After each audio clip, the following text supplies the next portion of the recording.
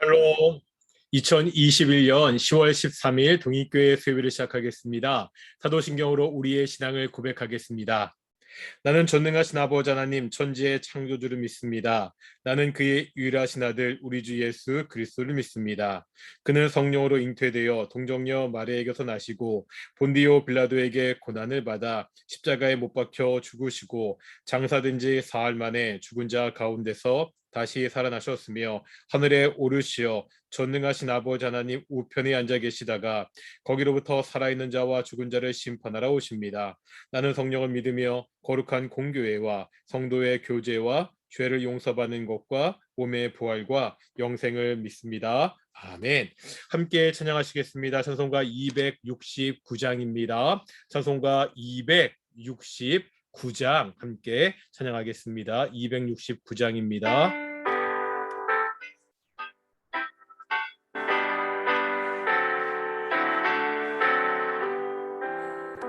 그 참혹한 십자가에 주 달려 흘린 피 샘물같이 늘을 넣어서 죄 씻어 주시네. 값없어도 다 나와서 내 죄를 고하면 긴 눈보다 더 이도록 참성 여러 들이 나 믿노라 그 보혈 공로를 없어도 피 흘리사 날 구원하셨네. 저 흉악한 한강도는 제 죄를 깨달아 죄 없으신 주 예수를 구주로 믿었네. 내 지은 죄 흉악하나 주 예수 믿으면 용서받은 강도같이 곧 구원받으리. 나 믿노라 그 보혈 공로를 흠없어도 피 흘리사 날 구원하셨네. 온 백성의 죄 사하신 하나님 어린 양 그 십자가 지심으로 온 인류 구했네. 저 영원한 새 나라에 다 같이 모여서 금고문고 한 곡조로 새 노래 부르리. 나 믿노라 그 보혈 노를 흠없어도 피 흘리사 날 구원하셨네.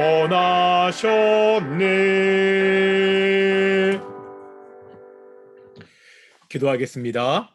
거룩하고 존귀하신 아버지 하나님 감사드립니다. 오늘도 우리가 하나님의 말씀을 배우기에 모였습니다.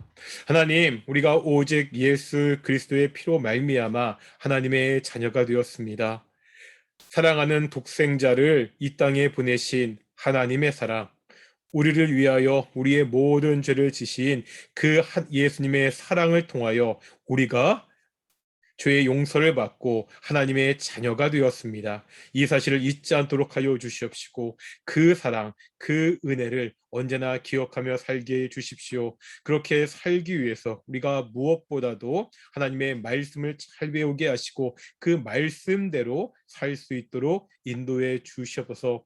하나님, 우리 동익교회 가운데 우리 가정에 믿지 않은 가족들이 있습니다. 하나님, 그들을 찾아가 주시고 그들을 만나 주시고 그들에게 복음이 들어가게 하셔서 함께 예수님 믿고 함께 구원의 축복을 누릴 수 있도록 인도해 주시옵소서. 또한 동인교회 가운데 하나님 다시 전도의 문을 열어주셔서 동인교회가 전도하는 교회가 되게 하여 주시옵시고 정말 동인교회 성도들 나가서 전도하게 하시고 동인교회 가운데 새가족들을 보내주시옵소서. 오늘도 말씀을 들을 터인데 하나님께서 우리에게 말씀하여 주시옵소서. 감사하며 이 모든 말씀 예수님의 이름으로 기도드렸습니다. 아멘.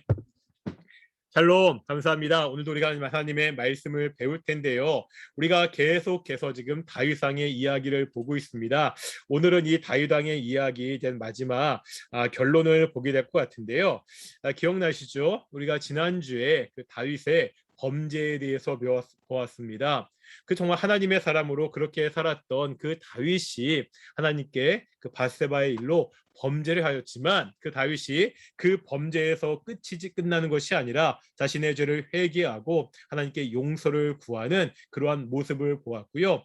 오늘 그 사무엘하 13장부터 이제 쭉 볼 텐데 마지막까지 볼 텐데 사무엘하 특별히 13장부터 20장까지에 보면 징벌이라고 나오고 있죠. 뭐지요? 다윗의 죄에 대해서 다윗이 회개하고 하나님께서 용서해 주셨지만 그 다윗이 지은 죄에 대한 그 책임, 잘못의 책임을 져야 되는 것이 있습니다. 그렇기 때문에 하나님께서 징벌하시는데 하나님의 징벌은 크게 두 가지에서 나타나는 것을 볼 수가 있습니다. 첫 번째가 뭐죠? 압살롬의 반역입니다. 두 번째가 세바의 반역입니다.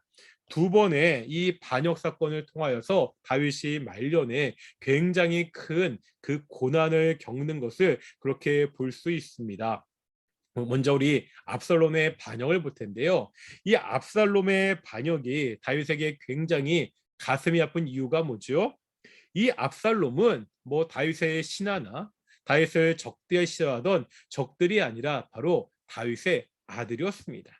다윗의 아들이 다윗에게 반역하는 사건이 13장부터 19장까지 그러니까 굉장히 길게 기록되어 있습니다. 이것을 통해서 죄에 대해서 하나님이 얼마나 철저하게 심판하신지를 다시 한번 확인해 볼 수 있거든요.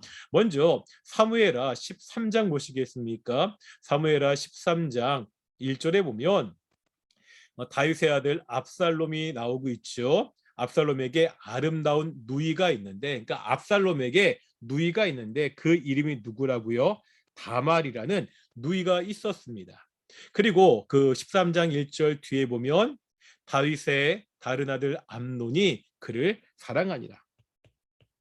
그러니까 다윗이 부인이 여러 명이 있었잖아요. 그 부인의 아들 중에 한 명이 압살롬이었고 그 압살롬에게는 같은 어머니에게서 낳은 누이 다말이 있었고요.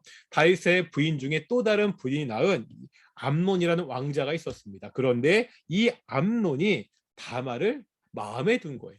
그런데 자기 누이잖아요. 어떻게 할 방법이 없잖아요. 그때 이 암논이 어떻게 하죠? 자기가 병든 것처럼 사람들을 속여서 이 다말이 자기에게 문병을 오게 합니다. 문제는 이렇게 문병 온 이 다말을 억지로 억지로 취하는 장면이 13장에 쭉 나오고 있거든요. 그런데 문제는 뭐냐? 보겠습니다. 13장 15절 보겠습니다. 그러니까 먼저 13장 14절 볼게요. 13장 14절 보면 암논이 그 말을 듣지 아니하고 다말보다 힘이 셈으로 억지로 그와 동침하니라. 그러니까 다말이 찾아왔을 때 암논이 억지로 동참하는데 15절 그리하고 암논이 그를 심히 미워하니 이제 미워하는 마음이 전에 사랑하던 마음보다 더한지라. 암논이 그에게 이르되 일어나 가라 하니. 일단 자신의 욕심을 다 채운 다음에 자신의 욕정을 다 채운 다음에 그 다음 보니까 다말이 꼴 보기가 싫은 거예요. 그러니까 욕정을 채운 다음에 더 이상 다말에 대한 그 좋아하고 아끼는 마음들이 다 사라지고 더 미워하게 되었다고 그렇게 이야기하고 있습니다. 이 이야기를요 오라버니 그 압살롬도 듣고 다윗도 듣게 됩니다. 21절에 보면 다윗 왕이 이 모든 일을 듣고 심히 노하니라. 굉장히 노했습니다. 근데 다윗의 문제는 뭐냐? 노하는 것으로 그쳤다는 거예요. 이 암논에 대해서 아무런 처리를 하지 않습니다. 그래서 13장 22절에 보면 분명히 압살롬이 그 누이 다말을 욕되게 하였으므로 그를 미워하여 드디어 이제는 압살롬에게 당연히 자신의 누이를 범한 암논에 대한 미워하는 마음이 생겼습니다. 그런데 여기서 굉장히 압살롬이 무서운 사람인 것을 알 수 있습니다. 23절 보실까요? 맨 처음에 기간이 나오는데 13장 23절에 뭐라고 나오죠? 만 2년 후에. 그러니까 지금 그런 일이 벌어지고 나서 2년 동안 압살롬이요 그 마음을 그대로 가지고 있었습니다. 그 미워하고 그 분노를 그대로 가지고 있다가 2년을 참고서 가장 좋은 기회가 생겼을 때 드디어 이 암논을 압살롬이 제거하게 됩니다. 그러니까 2년 동안 그 미움이 사라지거나 서로 화해하거나 그런 것이 아니라 2년 동안 그 미워하는 마음을 치밀하게 가지고 있다가 2년이 되었을 때 가장 좋은 기회가 있을 때 이 암논을 죽이는 것을 그렇게 볼 수가 있습니다.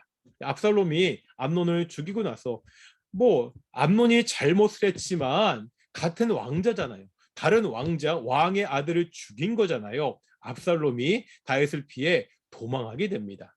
이 도망하는 과정의 이야기들이 있고요. 여러 가지 사람들의 노력을 통해서 다시 압살롬이 예루살렘으로 돌아오게 됩니다.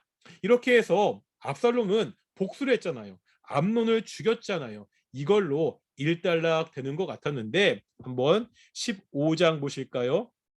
15장입니다. 그 후에 압살롬이 자기를 위하여 병거와 말들을 준비하고 호위병 50명을 그 앞에 세우니라. 이렇게 해가지고 드디어 압살롬이 예루살렘에 들어오는데 예루살렘에 들어와서는 압살롬이 사람들의 호의를 사게 됩니다.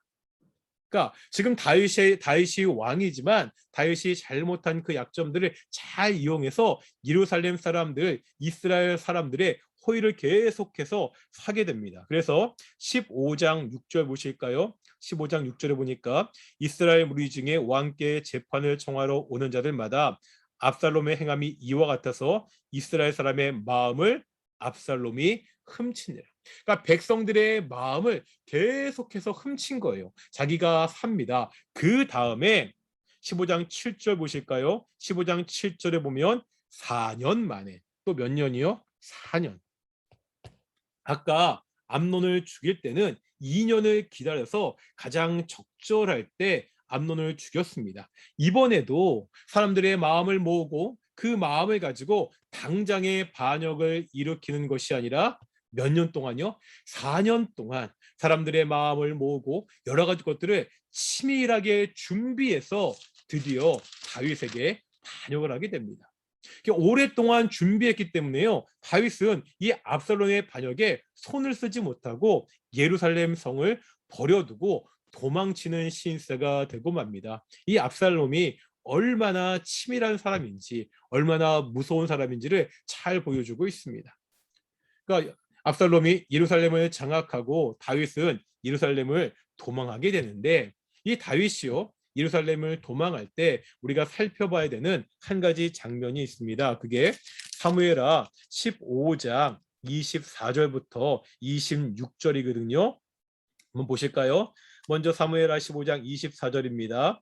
보라 사독과 그와 함께한 모든 네이 사람도 하나님의 언약궤를 메어다가 하나님의 궤를 내려놓고 아비아달도 올라와서 그 모든 백성이 성에서 나오기를 기다리도다. 뭐 하는 거죠? 지금요 하나님의 언약궤가 어디 있죠? 다윗이 하나님의 언약궤를 예루살렘 성 안으로 옮겨 놓았습니다. 이제 다윗이 성을 버리고 도망칠 때 사독이 레위 자손들이 뭐 하는 거죠? 그 하나님의 언약궤를 가지고 나가려고 하는 거예요. 왜 그렇습니까? 이 언약궤가 어떤 상징이 있죠? 하나님의 임재의 상징이잖아요. 하나님이 함께 하신다는 상징입니다. 그 언약궤가 예루살렘 성에 있을 때 이 예루살렘 성에 하나님이 함께 하시고 예루살렘 성에 함께 했던 그 다윗을 하나님이 지켜주시고 인정하신다는 상징적인 의미가 있었습니다. 이것을 알았기에 이 사독과 제사장, 그 레위 사람들은 다윗이 움직이는 곳에 이 언약궤를 같이 움직이는 거예요. 다시 말하면 이 언약궤가 있는 곳이 그 왕위를 정당화시킬 수 있다. 이 언약궤가 왕권을 정당화시킬 수 있다고 생각하는 거죠. 우리나라 옥새를 생각하면 됩니다. 이게 반역이나 반란이 일어나면은요, 가장 먼저 찾는 게 옥새잖아요. 이게 도장. 왜죠? 이게 왕권의 상징이잖아요. 그러니까 이 옥새를 가진 사람, 이 왕권의 상징을 가진 사람이 사람들에게 대외적으로 자신이 왕이라는 것을 보일 수 있는 거잖아요. 비록 예루살렘 성은 압살롬에 의해서 빼앗길지라도 다윗이 도망을 치지만 도망치는 다윗과 언약궤가 함께 있다면 그 왕의 정당성은 여전히 다윗에게 있다는 것을 보일 수 있기 때문에 다윗의 사람들이 언약궤를 메고 와서 다윗과 함께 가려고 하고 있습니다. 그때 한번 우리 이제 15장 25절 보실까요? 사람들이 이렇게 언약궤를 메고 나오자 25절입니다. 왕이 사독에게 이르되 보라 하나님의 궤를 성읍으로 도로 메어가라. 지금 다윗이 뭐라고 말하죠? 사독에게 너희가 하나님의 궤를 이렇게 밖으로 내어왔는데 이 언약궤를 다시 성으로 메고서 돌아가라고. 언약궤를 그대로 성에 두라고 이야기합니다. 그 이유가 뭐죠? 만일 내가 여호와 앞에서 은혜를 입으면 도라를 인도하사 내게 그 궤와 그 계신대를 보이시리라. 뭐라고 말하는 거죠? 하나님이 은혜를 보이시면 내가 도망을 갔더라도 다시 예루살렘의 성에 돌아와서 그 궤를 볼 것이다 이렇게 말하고 있습니다. 그러면서 26절에 보면 그러나 그가 이와 같이 말씀하시기를 내가 너를 기뻐하지 아니한다 하시면 종이 여기 있사오니 선이 여기시는 대로 내게 행하시옵소서 하니라. 이게 무슨 뜻이죠? 하나님의 뜻을 온전히 구하고 있는 거예요. 그러니까 언약궤를 가지고 언약궤가 있기 때문에 내가 나의 왕권이 나에게 있다 이렇게 사람들에게 자랑하고 백성들에게 보이는 것이 아닙니다. 사실요 언약궤는 이스라엘 백성들에게는 굉장히 중요했습니다. 다윗이 이 언약궤를 가지고 있다는 그 사실이 이스라엘 백성들에게는 분명히 영향을 미칠 수 있었습니다. 하지만 지금 다윗은요 백성들을 바라보지 않고 누구를 바라보고 있죠? 하나님을 바라보고 있습니다. 하나님이 기뻐하시면 비록 언약궤가 당장은 나와 함께하지 아니할지라도 내가 다시 돌아와 언약궤를 볼 것이지만 하나님이 기뻐하지 않으신다면 하나님이 행하시는 대로 하나님이 나를 왕에서 쫓아내시면 내가 그 벌을 다 받겠다고 말하고 있습니다.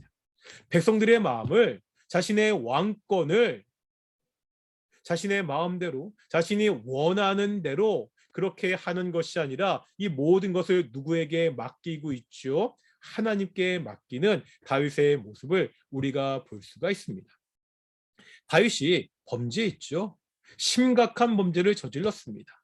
부하의 아내를 범하고요. 그 잘못을 또 덮기 위해서 그 사례를 교사하잖아요. 그래서 그 충성스러운 부하를 죽게 만들었습니다. 정말 끔찍한 범죄를 저지른 것은 사실입니다. 하지만 다윗은 그 잘못을 깨달았을 때 하나님께 철저히 회개했습니다. 하나님께서 그 범죄에 대한 징벌을 내리시자 그것도 하나님의 징벌이기 때문에 내가 감당하겠다고 말하고 그 모든 것을 다 하나님께 맡기는 모습을 우리에게 보여주고 있습니다. 이게 다윗의 위대한 점의 하나라는 거죠. 다윗이 철저하게 모든 것을 하나님께 맡기고 의뢰하는 모습. 그러기에 다윗이 하나님의 마음에 합한 자라는 그러한 평가를 듣는 왕이 되었습니다. 결국 이 압살롬의 반역은요.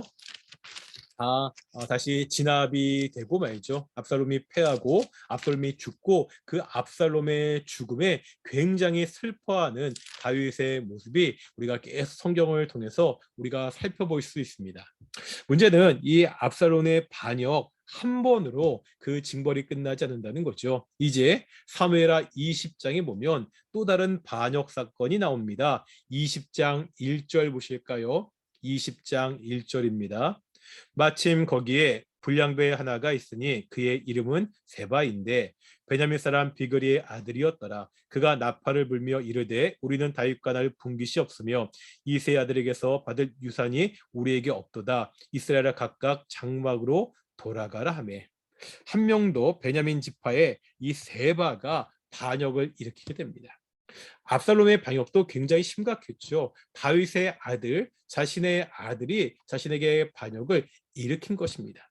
그런데 이 세바의 반역도 굉장히 심각했습니다. 세바가요, 이스라엘 지파들에게 다 각각 돌아가라고 이야기하고 있죠. 이거는 뭐냐면요, 다윗이 왕이 될 때 기름 부음을 3번 받았다고 말씀드렸잖아요. 첫 번째 사무엘에게서 받았고요. 두 번째 유다 지파. 사울이 죽었지만 여전히 사울을 따르던 그 이스라엘 지파들이 다윗을 왕으로 인정하지 않았기 때문에 유다 지파의 왕으로만 지내야 됐습니다. 그리고 나중에 이 모든 일이 다 끝나고 나서야 그 다윗이 다시 기름 부음을 받아 모든 이스라엘 족속의 왕이 될 수가 있었습니다. 지금 세바는 이 지역 감정을 이용하는 거예요. 그 이스라엘 자손들아, 이스라엘 지파들아, 사울을 따르던 너희들은 다윗과 아무런 상관이 없지 않느냐? 그러니까 너희는 다 물러가라. 이렇게 사람들을 충동질하면서 반역을 일으켰습니다. 이때 어떤 일이 벌어지죠? 20장 2절에 보니까 이에 온 이스라엘 사람들이 다윗 따르기를 그치고 올라가 비그리 아들 세바를 따르니 유다 사람들은 그들의 왕과 합하여 유단에서 예루살렘까지 따르니라. 어떤 일이 벌어지고 있죠? 모든 이스라엘 지파들은 다 세바를 따랐습니다. 누구만? 유다 지파만. 다윗이 낳던 유다 지파만 다윗을 따르는 것을 보게 되었습니다. 다윗 왕 초기에 아까 말씀드렸지만 사울이 죽고 난 뒤에 그 사울을 따르던 그 지파들과 다윗을 따르던 지파들 가운데 오랫동안 전쟁이 있었잖아요. 그 전쟁에서 승리해서 다윗이 온 이스라엘의 왕이 되었는데 이제 세바가 다윗 초기에 있던 그 지역 감정을 다시 이용해서 다시 그 초기의 모습으로 돌아간 겁니다. 옛날 사울을 따르던 그 이스라엘 지파들은 다시 세바를 따르고 다윗을 따르던 유다 지파만 다윗을 다시 따르게 되고 다시 이 사이에 전쟁이 있게 되는 것을 우리가 볼 수 있습니다. 세바의 반역은 결국 다 진압되고 맙니다. 하지만 이 모든 과정에서 다윗은 참 어렵고 힘든 일을 겪게 됩니다. 다윗이 왜 이렇게 말년에 압살롬의 반역, 세바의 반역, 이러한 어려움을 겪게 된다고요? 이 모든 것이 그냥 정치적이고요, 사회적인 문제가 아니라는 거예요. 그냥 다윗의 말년에 여러 가지 정치적이고 복잡한 문제들이 있었기 때문에 그것 때문에 이러한 일이 벌어지는 것이 아니라 이 모든 것이 뭐라고요? 하나님의 징벌이라는 거죠. 다시 한번 우리 사무엘하 12장 보실까요? 사무엘하 12장 우리 10절 보겠습니다. 사무엘하 12장 10절 보실까요? 12장 10절 읽어보겠습니다. 이제 내가 나를 업신여기고 햇사람 우리의 아내를 빼앗아 내 아내로 삼았은즉 칼이 내 집에서 영원토록 떠나지 아니하리라 하셨고, 이 모든 일이 다윗이 우리의 아내 밧세바를 빼앗아 아내로 삼았던 그 죄의 결과라는 거죠. 하나님께서 그 죄에 대해서 뭐라 말씀하시죠? 칼이 내 집에서 영원토록 떠나지 아니할 것이다. 이렇게 말씀하십니다. 그 하나님의 말씀대로 다윗이 징벌을 받아서 이렇게 말년에 고생하는 모습을 우리가 볼 수 있습니다. 죄라는 것이 얼마나 무서운지, 하나님께서 죄에 대해서 얼마나 철저하게 심판하시는지를 우리가 다시 한번 볼 수 있습니다. 이렇게 해서 다윗에 대한 그 연대적인 설명은 다 끝나고 이제 사무엘하 21장부터 24장까지 보면 부록이라고 나오죠. 여기서 이렇게 부록이라고 이야기한 것은 그래도 앞에 있는 사건들은 연대기적으로 시간 순으로 기록되어 있지만 사무엘하 21장부터 24장까지에는 그냥 다윗이 있던 여러 가지 이야기들을 그냥 부록처럼 모아놨기 때문에 우리가 부록이라고 이야기하고, 그래서 21장부터 24장에는 몇 가지 그 정확한 시대를 알 수 없는 사건들이 있는 것을 볼 수가 있습니다. 먼저 21장 1절부터 14절까지 보면은 3년간의 기근이 있다는 이야기가 나오거든요. 우리 한번 21장 1절 보실까요? 21장 1절 보겠습니다. 다윗의 시대에 해를 거듭하여 3년 기근이 있으므로 다윗이 여호와 앞에 간구하매 여호와께서 이르시되 이는 사울과 피를 흘린 그의 집으로 말미암으니 그가 기브온 사람을 죽였음이니라 하시니라. 다윗 시대에 계속해서 해를 거듭하여 3년 동안 기근이 있게 됩니다. 사실 1년만 기근이 찾아와도 너무나 힘들잖아요. 그런데 3년 동안 기근이 계속되거든요. 그 이유가 뭐냐? 다윗이 이 기근 때문에 하나님 앞에 간구합니다. 하나님, 뭐 비를 주십시오. 기근을 없애 주십시오. 기도했겠죠. 그때 하나님이 뭐라고 말씀하시죠? 사울과 피를 흘린 그의 집으로 말미암으니. 그러니까 사울과 사울의 집이 피를 흘렸다는 거예요. 사람들을 죽였다는 거예요. 누구를 죽였다는 거예요? 그가 기브온 사람을 죽였음이니라. 그러니까 사울이 기브온 사람을 죽였습니다. 이게 무슨 말이냐? 21장 2절에 나오고 있죠. 기브온 사람은 이스라엘 족속이 아니요 그들은 아모리 사람 중에 남은 자라. 그러니까 사울이 기브온 사람을 죽였는데 이 기브온 사람은 이스라엘 백성이 아니라는 거예요. 그러면 이방 민족이잖아요. 뭐 이방 민족과 전쟁해서 그들을 죽일 수 있잖아요. 아모리 족속이니까. 그런데 이 기브온 사람들은 특별한 사람들입니다. 왜 그렇죠? 계속 보면 이스라엘 족속들이 전에 그들에게 맹세하였거늘, 여기에 보니까 이스라엘 족속들이 전에 그들에게 맹세했다. 지금 기브온 사람들이 나오고 있죠. 사울이 기브온 사람들을 죽였는데 하나님이 뭐라 말씀하시죠? 이스라엘 족속들이 예전에 이 기브온 사람들에게 맹세를 했다. 그렇게 말씀하고 있습니다. 이게 무슨 맹세죠? 이 이야기가 여호수아 9장에 나와 있습니다. 기억나십니까? 여호수아 9장에 보면은요, 여호수아서니까 여호수아와 이스라엘 백성들이 이 가나안 땅을 정복하는 이야기잖아요. 그러니까 여호수아와 이스라엘 백성들이 이 가나안 땅을 정복할 때 가나안 족속들 중에서 그 겁을 내고요, 미리 겁을 내고서 이 이스라엘 백성들 여호수아를 찾아와서 그 화의를 맺은 그런 족속이 있었습니다. 그게 어디라는 거예요? 바로 이 기브온 족속이죠.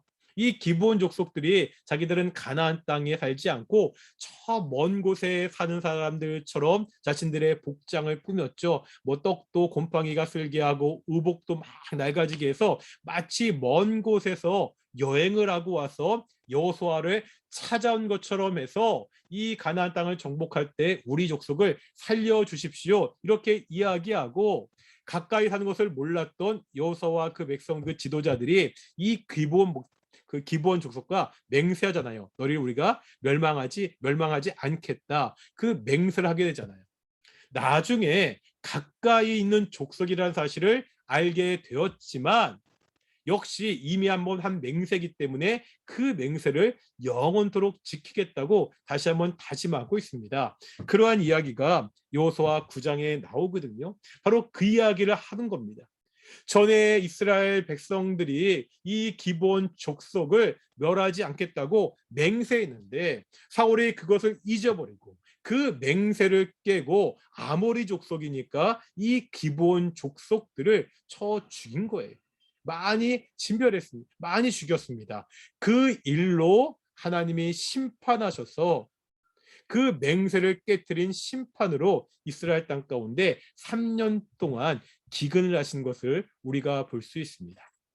그러니까 이 맹세라는 것이, 약속이라는 것이 얼마나 중요한 것인지, 하나님께서 한번 약속을 맺으시면 그 약속을 반드시 지키신다는 것을 다시 한번 확인할 수 있습니다.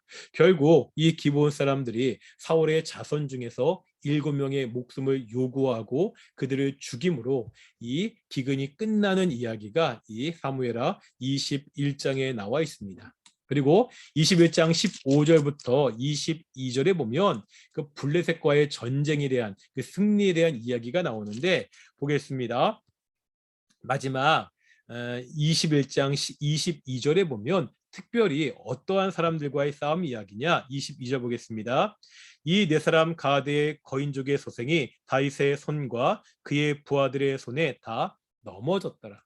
그러니까 우리가 다윗이 골리앗과 싸우잖아요. 그러니까 골리앗이 굉장히 장대했잖아요. 그러니까 그 가드 족속, 블레셋 족속 중에 뭐 키가 큰, 뭐 유전적으로 키가 컸던 그 거인 족속, 뭐 그런 사람들의 소생이었다는 거죠, 골리앗이. 그런데 골리앗 말고도 이렇게 굉장히 키가 크고 아주 힘이 좋았던 블레셋의 여러 장소들이 있었습니다. 그 여러 장소들을 다윗의 그 군사들이, 다윗의 신하들이 그 물리친 이야기를 21장 15절부터 22절에 이렇게 한꺼번에 딱 모아놓은 거예요. 그래서 거인 족속, 그 무섭고 힘이 센 키가 큰 그 장소들을 이긴 이야기를 모아놓은 것이 21장 15절부터 22절까지죠. 아마도 이렇게 모아놓은 이유는 이들의 승리가 결코 단순히 그들이 잘나서가 아니라 하나님께서 그들과 함께 하셔서 이렇게 무서운 장수도 이길 수 있다, 아마 그것을 보여주기 위해서 이렇게 모아놓은 것으로 보입니다. 그리고 이제 22장에 보면 다윗의 노래가 나오고 있습니다. 사실 시편 58편과 거의 같은 내용인데요. 우리 한번 22편 보실까요? 22장 2절에 보면 여호와는 나의 반석이시오 나의 요새시오 나를 위하여 나를 건지시는 자요. 다윗이 하나님을 나의 반석이라고 쭉 계속해서 노래하고 있죠. 21절 보실까요? 22장 21절에 보면 여호와께서 내 공의를 따라 상 주시며 내 손에 깨끗함을 따라 갚으셨으니, 하나님께서 나를 공의에 따라 갚으셨다고 이렇게 말씀하고 있고, 예를 들어 29절에 보면 여호와여 주는 나의 등불이시니 여호와께서 나의 어둠을 밝히시리다. 하나님이 나의 등불이셔서 나의 어둠을 밝히시고 나를 인도하셨다는 것을 그렇게 말씀하고 있습니다. 그렇게 하나님을 찬양하고 다윗이 23장 1절부터 7절까지 보면 다윗의 마지막 그 유언 같은 이야기가 나오고, 이제 23장 8절부터 39절에 보면 다윗과 함께 했던 그 다윗의 용사들의 이름이 그렇게 나오는 것을 볼 수가 있습니다. 그런데 23장 39절에 보면은요, 한번 볼까요? 그 용사들 중에 누가 나오죠? 햇사람 우리아라. 이상 총수가 37명이었더라. 다윗의 용사 37명을 소개하면서 가장 마지막에 햇사람 우리아 이름을 넣고 있다는 거죠. 참 이게 성경이 대단한 것 같습니다. 그 다윗왕의 참 부끄러운 기록이잖아요.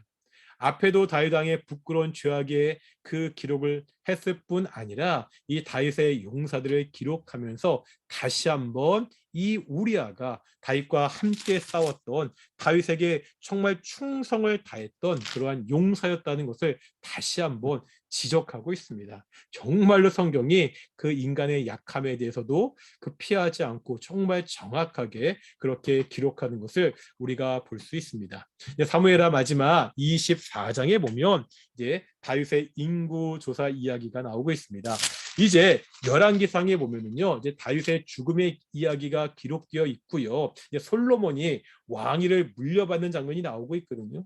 그런데 사무엘하를 끝나면서, 사무엘서를 끝내면서 그 마지막 이야기가, 다윗에 대한 마지막 이야기가 빛나는 다윗의 승리나 신앙의 이야기 아니라 역시 다윗의 잘못을 지적하는 그 인구 조사에 관한 이야기로 끝나는 것을 볼 수가 있습니다.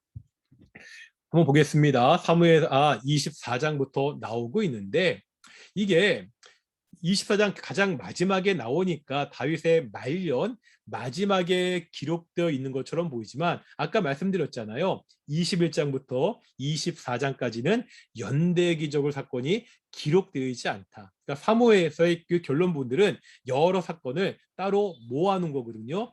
역대상을 보면은요, 이 이야기가 밧세바 사건 벌어진 다음에 오래지 않아 벌어진 그 사건이라는 것을 알 수가 있습니다. 그러니까 다윗이 실수할 때 계속해서 실수를 하는 거죠. 그 다윗의 인구조사가 죄라고 이야기하는데, 인구조사가 왜 죄죠?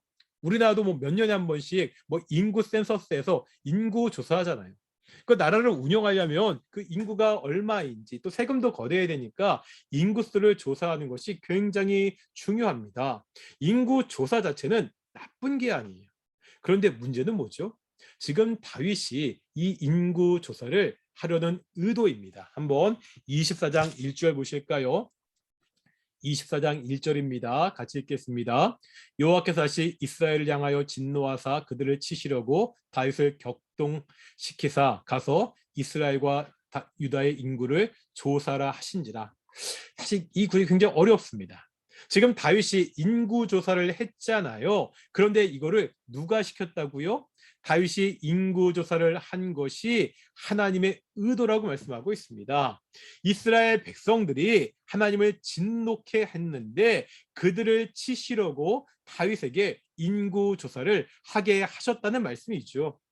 어떤 사람은요, 이것을 가지고 다윗은 죄가 없다, 다윗은 단지 하나님의 뜻을 이룬 것뿐이다, 이렇게 말하기도 합니다. 하지만은요, 인구 조사는 누가 했죠? 다윗이 했습니다. 하나님이 다윗의 자유의지와 상관없이 억지로 막 인구 조사를 강제로 시킨 것이 아닙니다.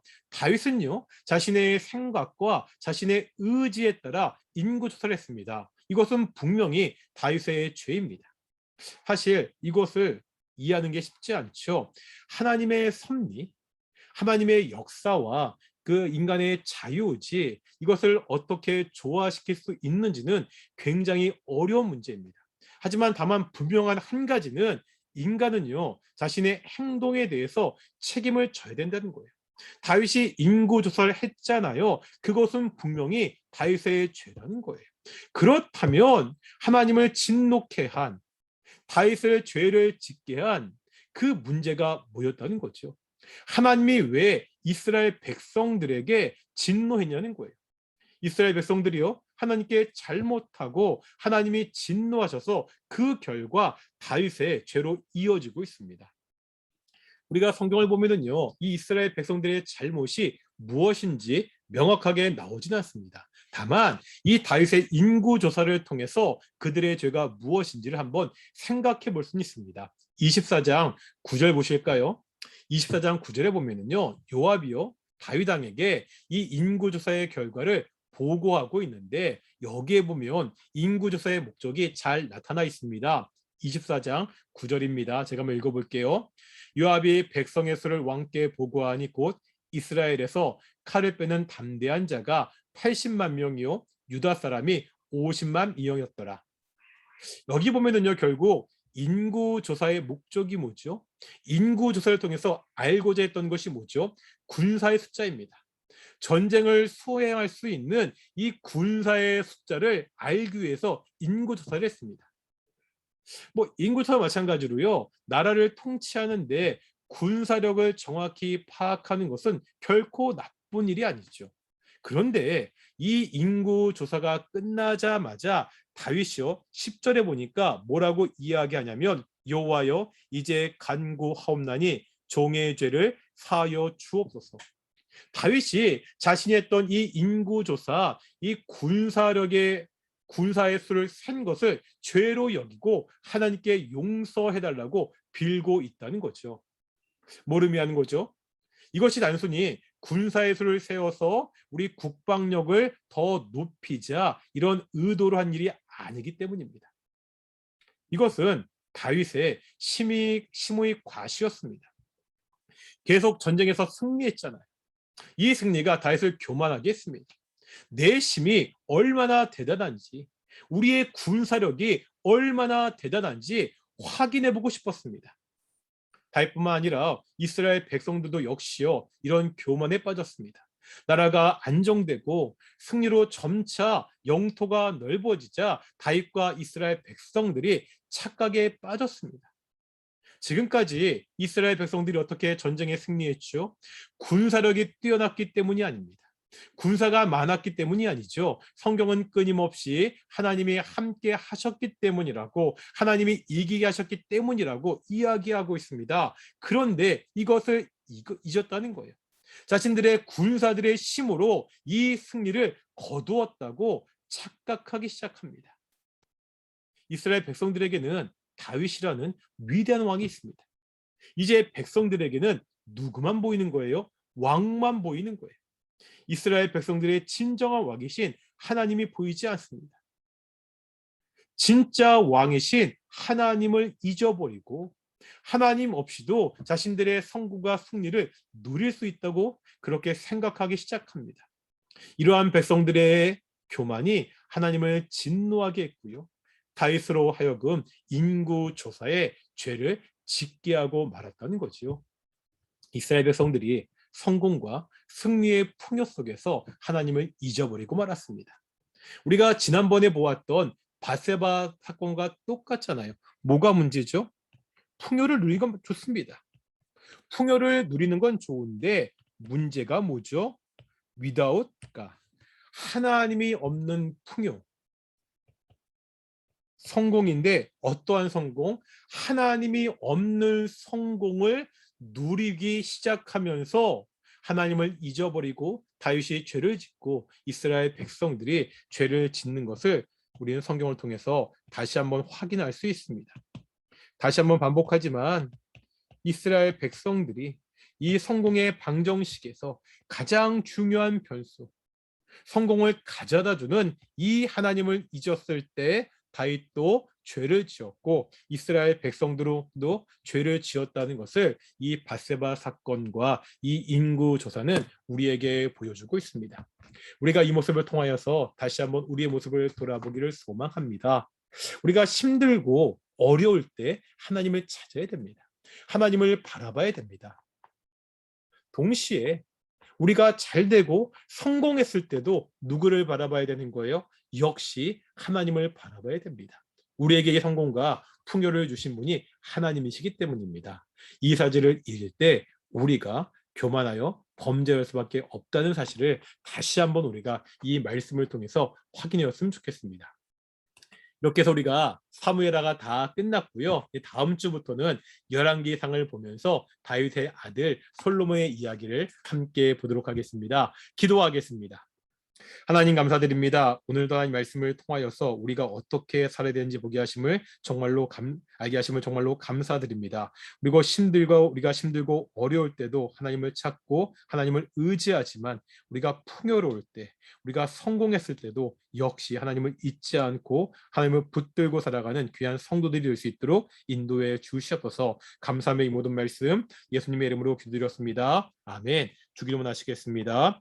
하늘에 계신 우리 아버지, 아버지 이름을 거룩하게 하시며 아버지의 나라가 오게 하시며 아버지의 뜻이 하늘에서와 같이 땅에서도 이루어지게 하소서. 오늘 우리에게 이룰 양식을 주시고 우리가 우리에게 잘못한 사람을 용서하여 준 것 같이 우리 죄를 용서하여 주시고 우리를 시험에 빠지지 않게 하시고 악에서 구하소서. 나라와 권능과 영광이 영원히 아버지의 것입니다. 아멘.